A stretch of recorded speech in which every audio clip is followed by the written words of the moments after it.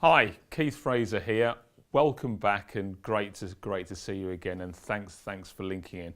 I want to develop that theme that I've been talking about with you recently around wanting more of you so that you can be you. And I did highlight some words before, i.e. M for motivation, O for optimism, R for resilience and E for excitement.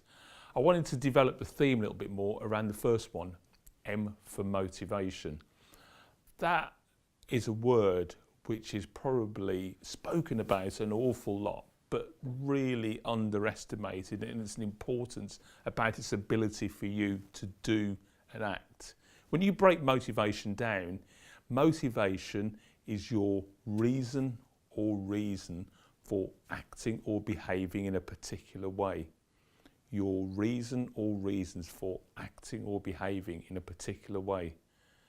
So that's why your motivation is fundamental to what you do, because it's a thing that potentially makes you act or behave in a particular way.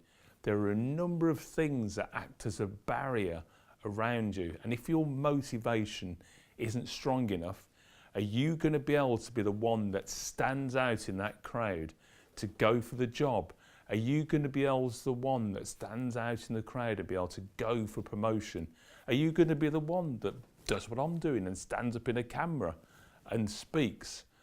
I can tell you about a time when I was talking at an event quite recently whereby a young lady who did something against the grain.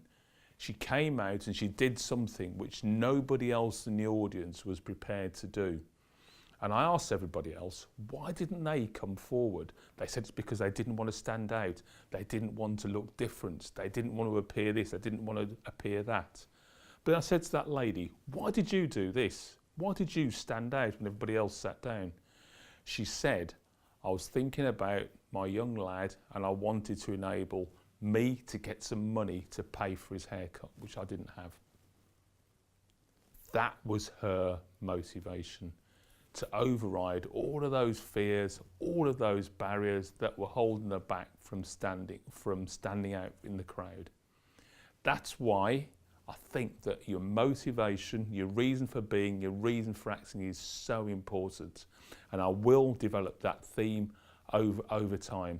So I want to leave you today with the word motivation and how important that is to you acting and doing what you need to do to be you and get the best out of you. It's been great chatting with you. If you've liked what you've heard, press the like button, subscribe, and I'll see you again soon.